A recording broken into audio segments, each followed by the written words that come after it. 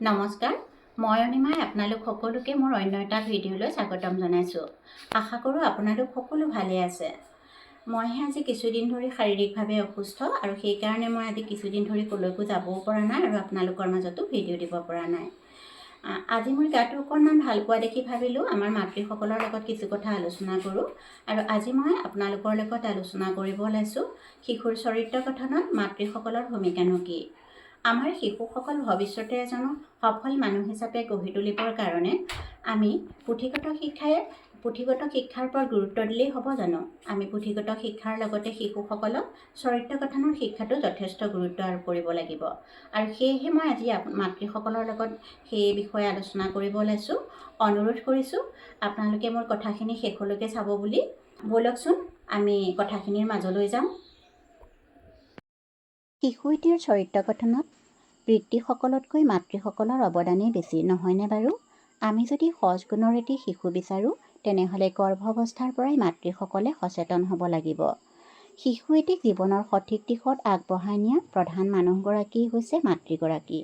শিশু এটি মাতৃগৰাকীৰ গৰ্ভাৱস্থাত থকাৰ সময়ত মাতৃগৰাকীৰ চিন্তাধাৰা, কাৰ্যকলাপ, ধ্যান ধাৰণা, আধ্যাত্মিক ধ্যান ধাৰণা, আচৰণ আদি সকলোৱে প্ৰভাৱ পেলায়। উদাহৰণস্বৰূপে অভিমন্যুৰ কথাকে ক'ব পাৰি। অৰ্জুনৰ পুত্ৰ অভিমন্যুই মাকৰ গৰ্ভত থাকোঁতেই সেই সময়ত কুৰুক্ষেত্ৰ যুদ্ধৰ কথা অৰ্জুনে পত্নী সুভদ্ৰাৰ আগত কৈ আছিল আৰু সেই সময়ত অভিমন্যু জাগ্ৰত অৱস্থাত আছিল আৰু মাকৰ গৰ্ভত থাকিয়ে দ্ৰোণাচাৰ্যই ৰচনা কৰা চক্ৰবিহুৰ ভিতৰত সোমাই কেনেকৈ যুদ্ধ কৰিব লাগে সেই কথা শিকিছিল। কিন্তু কেনেকৈ বেহুৰ পৰা ওলাব পাৰি সেইখিনি কথা শুনা নাছিল, কাৰণ সেই সময়ত অভিমন্যুৰ মাতৃ নিদ্ৰাদেৱীৰ কোলাত শুই পৰিছিল। ইয়াৰ উপৰিও ভক্ত প্ৰহ্লাদৰ কথা ক'ব পাৰি। ভক্ত প্ৰহ্লাদৰ পিতা হিৰণ্যকশিপু যদিও অসুৰ আছিল, মাতৃ কয়াধুৰ যি আধ্যাত্মিক চিন্তাধাৰা তাৰ প্ৰভাৱতেই ভক্ত প্ৰহ্লাদৰ জন্ম হৈছিল। ভক্ত প্ৰহ্লাদ গৰ্ভাৱস্থাত থকা সময়ত মাক কয়াধুৱে দেৱৰ্ষি নাৰদৰ আশ্ৰমত থাকি সদায় ভগৱান বিষ্ণুৰ কথা শ্ৰৱণ কৰিছিল, যাৰ ফলত গৰ্ভত থকা শিশুটিও ঈশ্বৰমুখী হৈ সুচৰিত্ৰবান আৰু আধ্যাত্মিক জ্ঞান লাভ কৰাৰ প্ৰেৰণা মাকৰ পৰাই লাভ কৰিছিল। শিশুটিয়ে জনা হোৱাৰে পৰা মাক দেউতাক আৰু পৰিয়ালৰ অন্য সদস্যসকলৰ কথা বতৰা, কাৰ্যকলাপ অনুকৰণ কৰে। গতিকে শিশুটিৰ আগত কথা কওঁতে বা যিকোনো কাম কৰোঁতে সদায় সাৱধান হোৱা উচিত, যাতে যিকোনো ধৰণৰ বেয়া অভ্যাস শিকিব নোৱাৰে। লাহে লাহে শিশুটিয়ে আনুষ্ঠানিকভাৱে জ্ঞান অৰ্জন কৰিবলৈ পঢ়াশালীলৈ যোৱা আৰম্ভ কৰে।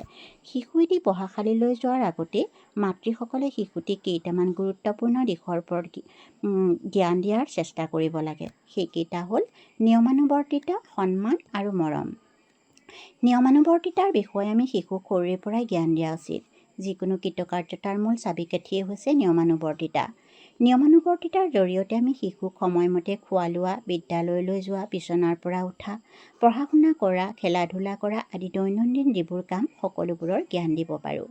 এই অভ্যাসসমূহ এটি শিশুৰ গাত নিহিত হৈ থাকিলেহে সেই শিশুটি হৈ পৰিব ভৱিষ্যতৰ সমাজৰ এজন প্ৰধান ব্যক্তি।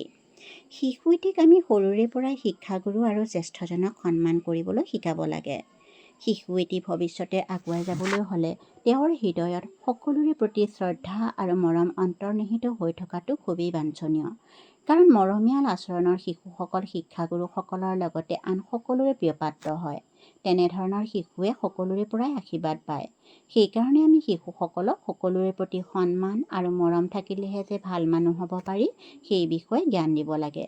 যি শিশুৰ অন্তৰত শিক্ষাগুৰুৰ আৰু জ্যেষ্ঠজনৰ প্ৰতি শ্ৰদ্ধা ভক্তি নাথাকে বা অহংকাৰী মনৰ হয়, তেনে শিশুৱে ভৱিষ্যতলৈ এখন সুন্দৰ সমাজ গঢ়াত অংশীদাৰী হ'ব নোৱাৰে। ইয়াৰ বাবে আমি শিশুক সৰুৰে পৰাই জ্ঞান দিব লাগে। আমি শিশুসকলক সকলো সময়তে ভগৱান বিশ্বাসী হ'বলৈ শিকাব লাগে। যিকোনো বেয়া কামত যে ভগৱান অসন্তুষ্ট হয় আৰু ভগৱান অসন্তুষ্ট হ'লে যে আমি কোনো কামত আগবাঢ়িব নোৱাৰোঁ, সেই কথাবোৰ আমি মাতৃসকলেই শিশুক শিকাব লাগিব। বৰ্তমানৰ শিশুসকলেই হ'ব ভৱিষ্যত দেশৰ সুনাগৰিক। গতিকে সুনাগৰিক হ'বৰ কাৰণে শিশুক উপযুক্ত শিক্ষাৰ প্ৰয়োজন। আমি শিশুসকলক বুজাব লাগিব যে শিক্ষা মানে কেৱল বিদ্যালয়লৈ গৈ পুথি অধ্যয়ন কৰাটোকে নুবুজায়। পুথি অধ্যয়নৰ পৰা আমি যি জ্ঞান আহৰণ কৰোঁ, সেই জ্ঞানখিনিৰ জৰিয়তে এখন সুন্দৰ সমাজ গঢ়ি তুলিব পাৰিব লাগিব।